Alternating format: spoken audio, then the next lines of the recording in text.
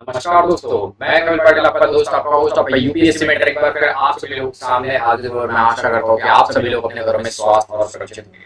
तो दोस्तों, आज का जो हमारा सेशन है, ये ज्योग्राफी की जो थर्ड पार्ट है, उसके बारे में हम चर्चा करने वाले हैं। हम पांच टॉपिक्स को ले रहे हैं अपने सेशंस में, और इन पांच टॉपिक्स को करके हम अपने पूरे सारे कंप्लीट कर लेंगे टॉपिक्स।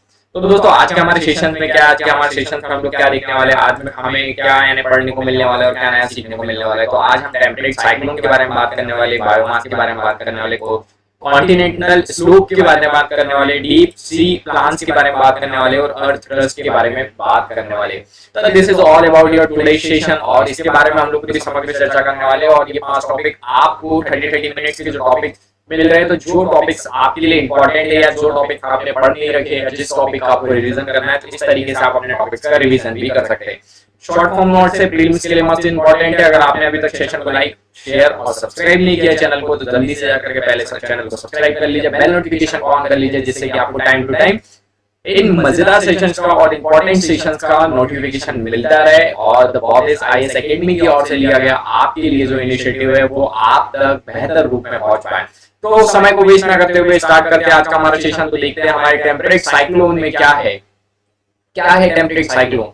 शीतोष्ण चक्रवात किसे कहते हैं? The system developed in the mid and high latitude around the 600 latitudes along the polar front of a boundary between the warm air and cold air। यह प्रणाली एक ध्रुवीय मोर्चा है। पहली बात तो ये जो प्रणाली है, ये पूरा का पूरा डेवलप्ड है, एक सिस्टम है। वो किस प्रकार का? एक ध्रुवीय प्रणाली है, पोलर फ्रंट के ऊपर जो प्रणाली है, ध्रुवीय प्रणाली है, ऊपर जो अटलांटिक वाला पोर्शन है वहां पर, जो कि गर्म हवाओं और ठंडी हवाओं के बीच की सीमाओं को कहते हैं। यानी गर्म हवाएं और जो ठंडी हवा है, उसके बीच की जो सीमाएं है, उसको हम के माध्यम से इसको समझ सकते हैं। के साथ मध्य और उच्च अक्षांश और मध्य अक्षांश के बीच एक तरीके की क्या है, एक विकसित होती है। ये एक तरीके की ध्रुवीय मोर्चीय प्रणाली है, और जो कि क्या होती है, मध्य और उच्च अक्षांश यानी लगभग 600 अक्षांश में विकसित होती है। टेम्परेट साइक्लोन्स वहां पर विकसित होते हैं, जो चक्रवात होते हैं। चूंकि ध्रुवीय मोर्चे पर पूरी ध्रुवीय ललाट प्रणाली पर विकसित होता है। मेनली क्या है कि ध्रुवों पर या पोलर्स के ऊपर क्या होता है, डेवलप होता है। तो मेनली क्या होता है कि ध्रुवीय ललाट है, इसको क्या कर सकते हैं, इंटरपोल फ्रंटल सिस्टम भी कह सकते हैं। इंटीरियर जो over interior polar frontal system भी इसको कहा जा सकता है। इसलिए चक्रवात लगभग 2000 किलोमीटर के बहुत बड़े क्षेत्र को प्रभावित करते हैं। यानी बहुत ज्यादा, यानी 2000 किलोमीटर के क्षेत्र को भी प्रभावित कर सकते हैं। इतने ज्यादा यानी इतने ज्यादा भयानक और इतने ज्यादा भयंकर चक्रवात रहते हैं। इसके अलावा ये भूमि और समुद्र दोनों पर विकसित करता है। यानी मेनली क्या है कि ये भूमि और समुद्र दोनों के अंदर ये चक्रवात क्या हो सकते हैं, उत्पन्न हो सकते हैं। जहां तक ललाट प्रणाली यानी जहां तक फ्रंटल सिस्टम है, वहां तक ये क्या कर सकते हैं, लैंड में भी और सी दोनों के अंदर क्या हो सकते हैं, ये डेवलप हो सकते हैं। ये पश्चिम से पूर्व की ओर, यानी आपका प्रशांत महासागर से ये किस साइड जाएंगे, और आपका हिंद महासागर होते हुए आगे को बढ़ेंगे। सॉरी आपका पश्चिम से पूर्व की ओर, यानी आपका हिंद महासागर से आपका पैसिफिक ओशियन यानी आपका प्रशांत महासागर की ओर जिस तरीके से आगे बढ़ते हैं ये, ठीक है, पश्चिम की ओर बढ़ता है। क्योंकि पश्चिमी प्रभाव के कारण ऐसा होता है। और मेनली क्या होता है, westernise influence for the westernise due to the east to due west to east due to the influence westernise के कारण ऐसा ये घटना हम लोग को देखने को मिलती है। कौन सी घटना? जो पश्चिम से पूर्व की ओर जाने की चक्रवात की घटना है, ये हमें किसके कारण देखने को मिलती है, ये पश्चिमी प्रभाव के कारण हमको देखने को मिलती है। जब दबाव सामने की ओर गिरता है, जब दबाव मेनली क्या होता है, जब प्रेशर ड्रॉप करता है आपका फ्रंट की ओर यानी सामने की ओर, जब दबाव गिरता है तो क्या होता है कि गर्म हवा यानी वार्म एयर जो होती है वो किस साइड, वो नॉर्थ की ओर बढ़ती है, यानी ऊपर की ओर बढ़ेंगी। और जो ठंडी हवा है वो एंटी क्लॉकवाइज यानी क्लॉकवाइज तो ऐसा घूमेगा, एंटी क्लॉकवाइज ऐसा घूमेगा। तो उल्टे और चक्रवाती परिसंरचना के लिए गति में दक्षिण की स्थापना की ओर बढ़ने लगती है। कुल मिलाकर के sitting in the motion anti clockwise cyclonic circulation, यानी कुल मिलाकर के एंटी क्लॉकवाइज क्या होता है, साइक्लोन्स चलने लगते हैं सर्कुलेशंस में। तो this is all about your temperate cyclone. शीतोष्ण चक्रवात क्या होते हैं? मेनली क्या होता है कि शीतोष्ण चक्रवात का मतलब है, शीतोष्ण का मतलब ठंडे प्रदेश, ठंडाई जहाँ हमारा ठंड होगा, ठंड कहाँ होगी, ठंड आपकी अटलांटिका में ज्यादा ठंड होगी, यानी ज्यादा बर्फबारी होगी। शीतोष्ण का मतलब है बर्फबारी, यानी बर्फ वहां पर ज्यादा होगी, तो वो चक्रवात क्या होते हैं वहां पर ज्यादा आपको देखने को मिलते हैं। तो this is all about your temperate cyclone. इसके बारे में थोड़ा सा हम देख लेते हैं और ज्यादा। टेम्परेट साइक्लोन क्या है? Temperate cyclone falls in the middle and high altitude. Middle यानी आपका जो मिडिल, ये मिडिल है, ये वाला मिडिल, और आपका हाई एल्टीट्यूड यानी यहाँ पर आपको देखने को मिलेंगे। जो कि देखो, अगर आपका जो 60 डिग्री वाला चैनल है वहां से हवाएं कैसी ऐसी या कुछ ऊपर कुछ नीचे कुछ ऊपर की ओर बहने लगती है, परंतु जो ये चक्रवात है वो किस और अपनी गति को रखता है, ये इस तरीके से जाता है, इस तरीके से आगे को बढ़ता है, पश्चिम से पूर्व की ओर आगे को बढ़ता है। जो coast in the frontal zone, जो क्या करते हैं, फ्रंटल जोन बनाते हैं ये लोग, जो फ्रंटियल जोन होते हैं वो फ्रंटियल जोन बनाते हैं। Occur in the both land and sea, और ये दोनों जगह बन सकता है। कवर अ लार्जर एरिया, और क्या एक बहुत बड़े समग्र जो क्षेत्र को ये कवर करता है टेम्परेट साइक्लोन। जो वार्म एयर से देखिए आप, ये वार्म एयर है, ये किस तरीके से बढ़ रही है, और जो कोल्ड एयर से ये किस तरीके से आगे बढ़ रही है। कोल्ड एयर इस तरीके से नीचे की ओर बहने लगती है, और जो वार्म एयर है ऊपर की ओर इस तरीके से उठने लगती है। तो this is all about your temperate cyclone, शीतोष्ण चक्रवात। बहुत ज्यादा इंपॉर्टेंट एग्जाम के पर्सपेक्टिव से, तो मुझे लगता है कि आपको बहुत अच्छे से समझ में आ रहा होगा। आ रहा है तो कमेंट जरूर किया कीजिए दोस्तों, बताया जरूर कीजिए कि क्या चीजें समझ में नहीं आती है, अगर नहीं आता है तो, और क्या चीजें पसंद आती है। थोड़ा सा बात कर लेते हैं बायो के बारे में। बायो क्या होता है? बायो में एक परिस्थिति, अर्थों में आवास, भौतिक और रासायनिक कारकों की समग्रता को हम बायो कहते हैं। यानी क्या कहते हैं कि टोटली है इकोसेंसिस। जो ecocenosis is the totally of the physical and chemical factors on this constitute the general environment. यानी क्या करता है कि जो कारक है इसके अंदर भौतिक भी हो सकते हैं और रासायनिक, दोनों प्रकार के कारण मिलकर के एक सामान्य वातावरण का गठन करते हैं, जिसे हम बायो का नाम देते हैं। वातावरण का गठन करते हैं उसको बायो का नाम देते हैं। बायोटिक और अजैविक घटकों से मिलकर बनी एक प्रणाली को पारिस्थितिक तंत्र के रूप में जाना जाता है। यानी बायोटिक एक प्रकार के जो बायोटिक है और अबायोटिक कंपोनेंट्स होते हैं उसको क्या कहते हैं, वो मिल करके क्या बनाते हैं, एक प्रणाली का निर्माण करते हैं, और उसी प्रणाली को हम पारिस्थितिकी तंत्र या हम इकोसिस्टम उसको कहते हैं। क्या है? The system is consisting of the biotic and abiotic components known as the ecosystem.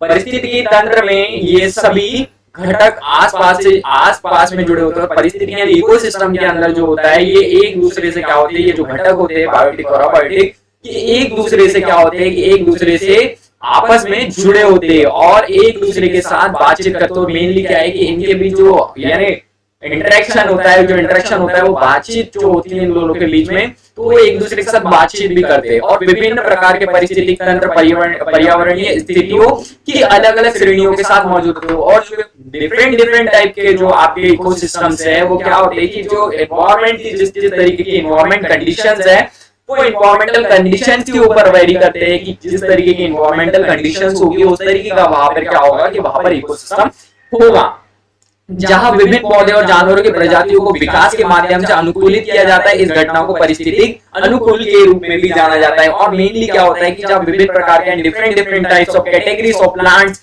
And the animals, तो वहां पर क्या होता है कि वहां पर एक तरीके के इकोलॉजिकल क्या क्रिएट हो जाता है, एक फिनोमेना क्रिएट होता है। This phenomena is known as ecological adaptation. यानी उसको हम इकोलॉजिकल अडॉप्टेशन का मतलब क्या है कि पारिस्थितिक अनुकूलन भी कहते हैं। पारिस्थितिकी तंत्र दो प्रमुख प्रकार के होता है। मेनली क्या होते हैं जो पारिस्थितिक तंत्र यानी इकोसिस्टम क्या होता है, दो प्रकार का होता है, एक स्थलीय और एक जलीय। एक स्थलीय यानी स्थल पे रहने वाले यानी लैंड्स के ऊपर रहने वाले लोग यानी स्थल के ऊपर रहने वाले जीव, और जो जलीय है वो यानी पानी के अंदर रहने वाले। तो एक स्थलीय पारिस्थितिकी तंत्र को आगे बायोम में वर्गीकृत किया जाता है। यानी जो अब स्थलीय परितंत्र है, जो स्थलीय आपका परिस्थितिकी तंत्र है उसको क्या करते हैं, उसी को हम क्या करते हैं कि बायोम के अंदर कैटेगराइज करते हैं। और ये एक बायोम का एक संयंत्र और पशु समुदाय, और मेनली क्या होता है कि एक बायोम का ही क्या होता है संयंत्र होता है, और क्या होता है इसके अंदर पशु समुदाय भी उपलब्ध होता है जो एक बड़े भौगोलिक क्षेत्र को कवर करता है। और ये क्या करता है कि एक लार्जर ज्योग्राफिकल एक एरिया को कवर करता है बहुत ज्यादा। कौन सा? जो लैंड्स के ऊपर आपका इकोसिस्टम होता है, और जो लैंड्स के ऊपर इकोसिस्टम होते हैं उसी के अंदर आपके बायोम्स आते हैं।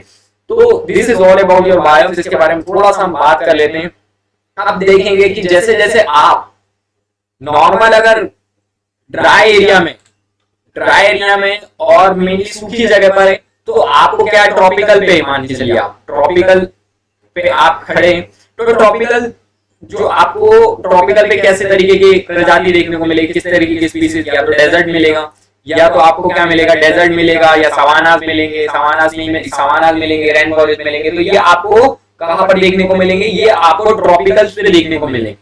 जो ट्रॉपिकल्स है आपके, जो ट्रॉपिकल्स उस पे आपको ये सारी चीजें सवानास, रेन फॉरेस्ट और डेजर्ट आपको देखने मिलेंगे, जहां पर डिक्रीजिंग मॉइस्चर डिक्रीज होगा। और क्या होगा कि आपका जो मॉइस्चर डिक्रीज होगा और जो ड्राइनेस क्या होगी कि वो बढ़ेगी और वीड्स कम होगी। जैसे वीड्स कम है, ड्राइनेस अगर बढ़ेगी तो आप डेजर्ट का निर्माण करने लगेंगे। और अगर आपकी वीड्स यानी आपकी जो नमी है वो क्या करेगी कि मॉइस्चर अगर बना रहेगा, मॉइस्चर अगर बढ़ेगा तो क्या होगा कि रेन फॉरेस्ट बनने लगेंगे। मॉइस्चर और अगर ड्राइनेस बराबर रहा तो क्या बनेंगे, सवानास बनेंगे।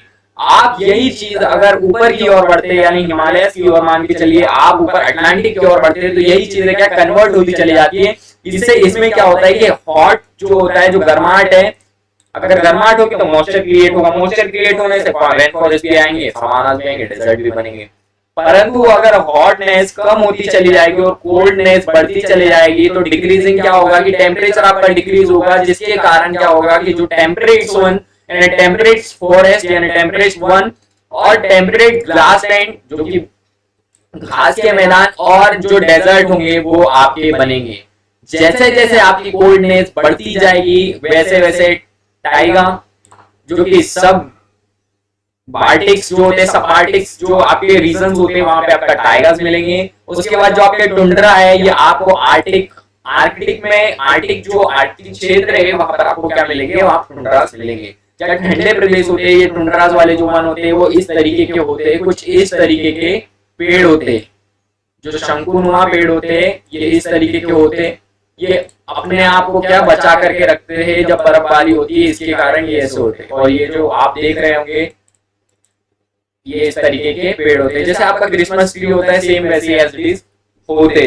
तो this is all about your biome charts and biome के बारे में ये पूरी जानकारी थी। अब थोड़ा सा बात कर लेते हैं हम कॉन्टिनेंटल स्लोप थ्योरी के बारे में। कॉन्टिनेंटल स्लोप क्या है कि महाद्वीपीय ढलान है ये, और the continental slope is connect with the continental shelf and this ocean basin. ये क्या करता है कि महाद्वीपीय ढलान, महाद्वीपीय शेल्फ और महाद्वीपीय महासागर बेसिन को जोड़ता है। मेनली क्या होता है कि शेल्फ और बेसिन को जोड़ता है। ये जो कॉन्टिनेंटल स्लोप है वो क्या करता है कि कॉन्टिनेंटल शेल्फ और कॉन्टिनेंटल जो यानी ओशियनिक क्रस्ट है, ये स्लोप है, एक प्रकार का स्लोप है, उसको क्या करता है ओशियनिक, इसको जोड़ता है कौन, कॉन्टिनेंटल क्रस्ट। ठीक है, सॉरी कॉन्टिनेंटल स्लोप है वो क्या करता है कि जो आपका कॉन्टिनेंटल शेल्फ है, ये कॉन्टिनेंटल शेल्फ है, और ये क्या है कि कॉन्टिनेंटल राइज है जो कि आपका कॉन्टिनेंटल क्रस्ट है, इन दोनों को जोड़ता है, जो महासागर के अंदर आपका कॉन्टिनेंटल राइज होता है उसको। ठीक है, दूसरी चीज यह शुरू होता है, और यह जब शुरू होता है जहां महाद्वीपीय शेल के नीचे तेजी से खड़ी ढलान में एक खड़ी ढलान में बंद हो जाता है। खड़ी ढलान में ढलान के रूप में क्या होता है, बंद हो जाता है। ढलान क्षेत्र का ढाल 2 से 5 डिग्री के बीच भिन्न होता है। 2 से 5 डिग्री के बीच आपका क्या रहता है कि ढलान का क्या रहता है कि भिन्न भाग, उसके अंदर बिटवीन द 2 to 5 डिग्री के अंदर अंतर्गत वो स्लोप होता है। ढलान क्षेत्र की गहराई 200 और 3000 मीटर के बीच होती है। यानी मेनली क्या होता है 200 से लेकर 3000 मीटर के बीच आपकी क्या होती है, ढलान होती है। और जो ढलान सीमा है वो महाद्वीपीय के अंत को इंगित करती है। और जो ढलान सीमा है जो मेनली आपकी ये वाली जो ढलान सीमा है, इसको मैं थोड़ा सा क्लियर कर दूं।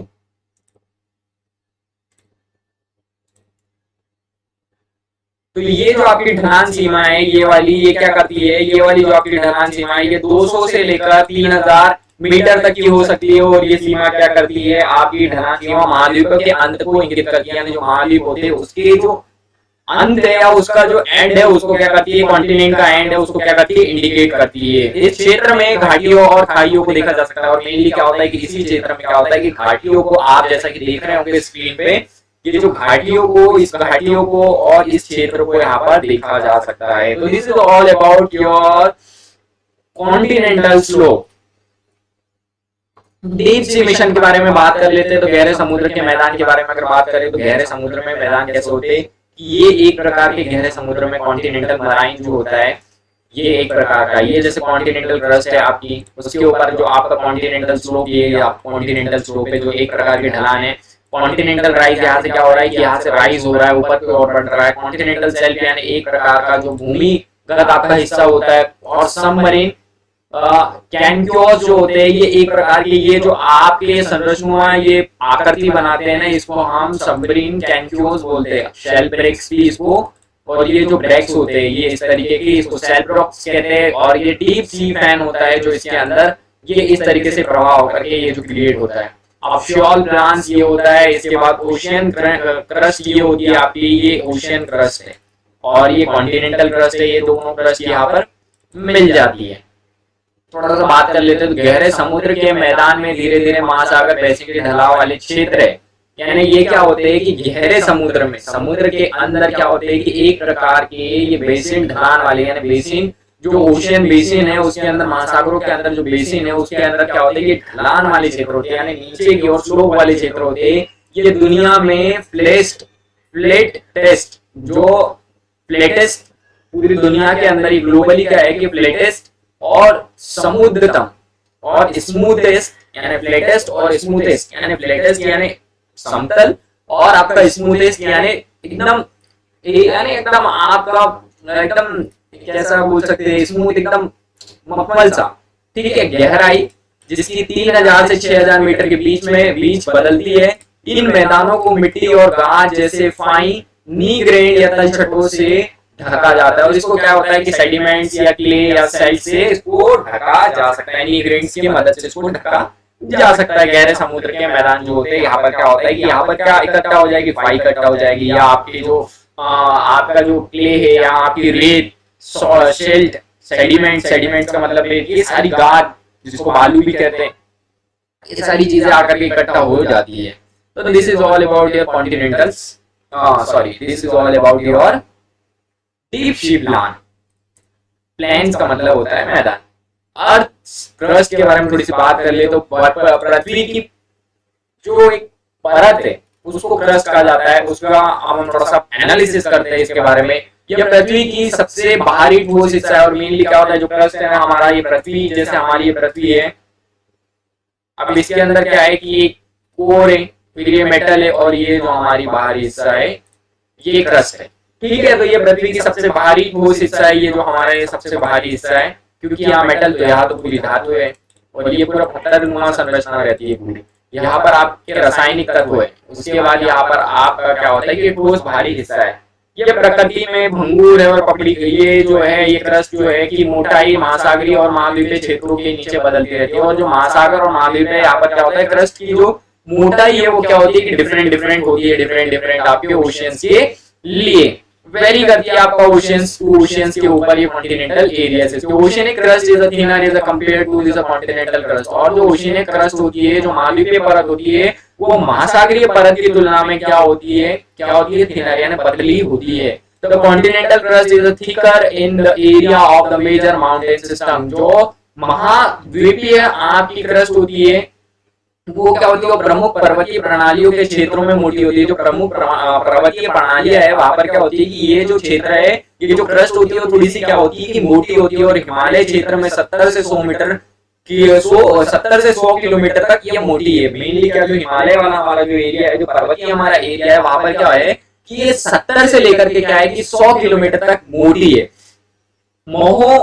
मोहरोबिक मोह विच्छेदन जो आपकी क्रस्ट है और जो कि एथनोस्फीयर के बीच की सीमा बनाता है, जो कि क्या है कि Mohorovicic Moho discontinuity from the boundary of between the crust and asthenosphere के बारे में ये थोड़ा सा बताता है। अस्थित पृथ्वी के मेटल का एक कमजोर क्षेत्र है।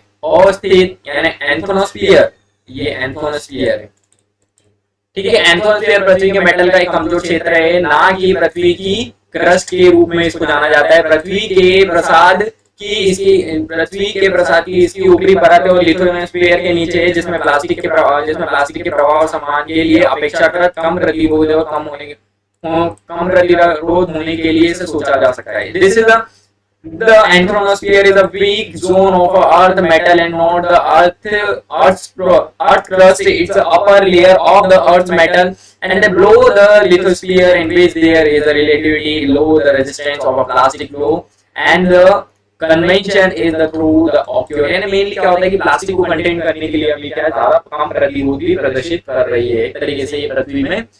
जो प्लास्टिक का मेनली है, जो जिस तरीके से डिग्रेडेबल प्लास्टिक को हम अभी पॉलिसीज आई है, तो उसके ऊपर भी काफी ज्यादा हम इसको बात इसको रख सकते हैं कि जो प्लास्टिक की जो गहन करने की क्षमता है पृथ्वी के अंदर क्या है कि कम है, तो हमें उसको भी ध्यान में रखना चाहिए। थोड़ा सा बात कर लेते हैं जो एटमॉस हमारा जो सॉलिड है, ये जो हमारा सॉलिड पार्ट है ये 5100 किलोमीटर तक है। उसके बाद कितना 6378 किलोमीटर तक से लेकर के 5100 किलोमीटर तक हमारा ये हिस्सा है जो इनर पूल है हमारा, जो आपका कोर है। उसके बाद आपका लिक्विड यानी मेटल वाला एरिया आता है। मेटल वाला एरिया 5100 किलोमीटर से लेकर 2900 किलोमीटर तक आपका, इसको हम आउटर कोर भी कहते हैं, ठीक है, आउटर कोर भी इसको कहा जाता है। इसके बाद जो मेटल होता है, ये मेटल आपका होता है, मेटल जो है वो मेटल क्या है कि मेटल को हम 2900 किलोमीटर से ऊपर के ओर जो देखा जाता है उसको मेटल देखा जाता है, और इसको इसी में अंदर आता है एथनोस्फीयर। एथनोस्फीयर एक परत है उसको, जो कि उसके बाद क्या होता है कि क्रस्ट 0 to 100 किलोमीटर थिक, यानी 2900 किलोमीटर से लेकर यानी 0 किलोमीटर तक ऊपर तक क्या है कि क्रस्ट है, और क्रस्ट यानी मेटल है, और मेटल के बाद जो क्रस्ट है वो 0 से 100 किलोमीटर तक की आपकी क्रस्ट की मोटाई है। उसके बाद क्या है कि लिथोस्फीयर जो है वो crust and upper most solid metal है। जो लिथोस्फीयर है, लिथोस्फीयर के अंदर क्या है, लिथोस्फीयर के अंदर आपका क्रस्ट और upper most solid metals present होते हैं। जो आपका मेटल है, मेटल के अंदर आपके क्या क्या है, एंथोनोस्फीयर है, उसके बाद आपका जो पूरा मेटल पार्ट्स है वो उसके अंदर प्रेजेंट होते हैं। लिक्विड के अंदर जो आपका कोर है, कोर हम किसको सॉलिड और लिक्विड का मिक्सचर ऑफ, इसको क्या कह सकते हैं कि कोर पार्ट है। नॉट टू स्केल, इसको किसी भी तरीके से मापा नहीं गया है टू स्केल, यानी इसको इस तरीके से मापा जा सकता है। ये क्रस्ट है, this is all about your earth crust, earth crust, this is all about your session. और मुझे लगता है कि आप लोगों को ये सेशन पसंद आया होगा, तो आपको क्या करना है कि जल्दी से जाकर के सेशन को लाइक करना है, कमेंट करना है, शेयर करना है, और आपको चैनल को सब्सक्राइब जरूर कर लेना है, बेल नोटिफिकेशन को ऑन कर लेना है। और इसी नोट पे मैं आप लोगों से अलविदा लेना चाहूंगा। थैंक यू, शुक्रिया, वंदे मातरम।